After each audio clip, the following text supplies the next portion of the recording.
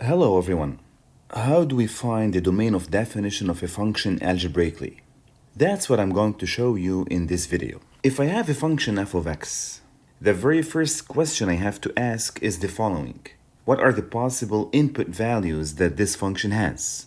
And the answer for this question is to find its domain of definition. So the domain of a function is the set of all possible input values, or in other words, it is the set of all input values for which the function is defined. What is meant by that?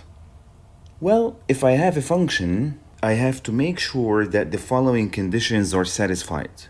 First of all, if a function has a denominator, I have to make sure that the denominator cannot be equal to 0. Second, if I have a radical function with an even index, I have to make sure that the expression under this radical cannot be negative.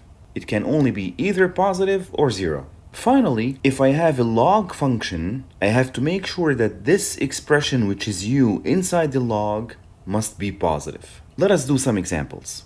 Let us consider the following functions. I will show you how to find the domain of definition of each of these functions. In number 1, we have f of x is equal to 3x squared minus 5x plus 8.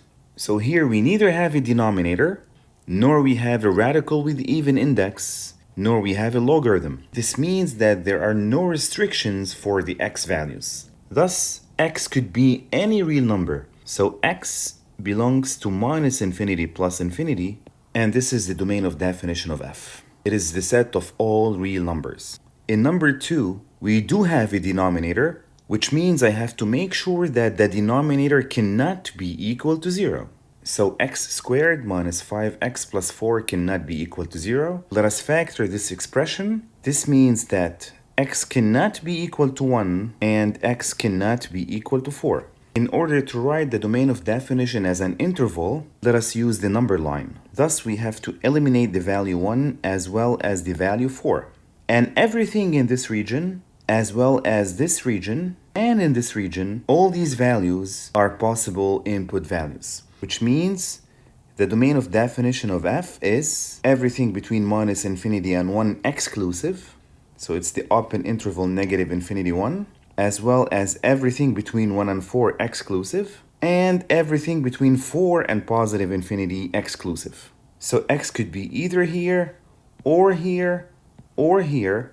Since we are using the word or, the final answer for the domain of definition will be negative infinity 1 open interval, union 1 4, union 4 positive infinity, and all are open intervals. For number 3, we have a logarithmic expression, so the function inside the log must be positive. This means that 7 minus 2x is greater than 0, so minus 2x is greater than negative 7. We divide both sides by negative 2, and x becomes less than 7 over 2. Thus, on the number line, there is no equal here. It is a strict inequality, so we put an empty circle, and all the values less than 7 over 2 are possible values for x. Therefore, the domain of definition of f is negative infinity up to 7 over 2 exclusive. In number 4, we have a denominator, so x squared plus 2 is not equal to 0, which means x squared is not equal to negative 2. But of course, x squared cannot be equal to a negative value. Well, we could say from the very beginning that x squared plus 2 is greater than 0 for all x in R. This means that there are no restrictions for x, and the domain of definition of this function is the set of all real numbers, negative infinity, positive infinity. Let us move on to number 5. In this question, we have both a square root and a denominator, which means we have to take care of both. Thus, we must have 9 minus x squared is greater or equal to 0, and x squared plus 7x plus 10 cannot be equal to 0. This is a difference of two squares, and the zeros for this expression are 3 and negative 3. Let us do a table sign. So 9 minus x to the power of 2 is 0 at x equal to minus 3 and at x equal to 3. We now choose any value between negative infinity and minus 3, let's say minus 4. Between minus 3 and 3, let's say 0. And between 3 and positive infinity, let's say 4. we plug in each value in this expression to check the sign. So if you plug in minus 4 into x, this becomes 9 minus negative 4 to the power of 2. This is 9 minus 16, which is minus 7, and that is negative. So the first sign is minus. We repeat the same scenario. We plug in 0 into x, and this gives us 9, so plus. And here we get a minus. Now, since the expression has to be greater or equal to 0, we have to choose the positive region. So for this condition, x belongs to negative 3, 3 closed. Let us move on to the second condition. We factor, and this tells us that x cannot be minus 2, neither negative 5. The next step is to combine both conditions and end up with the final expression for the domain of definition. How do we do that? Again, with the number line. For the first condition, we have x belongs to negative 3, 3 closed. This means we have a full circle at minus 3, and another full circle at 3, and everything in between. For the other condition, x cannot be minus 5, and x cannot be minus 2. Therefore, the domain of definition of this function will be this part and this part. In other words, everything between minus 3 and 3 except minus 2. So the domain of definition of this function is minus 3 closed up to negative 2 open, union negative 2 open up to 3 closed.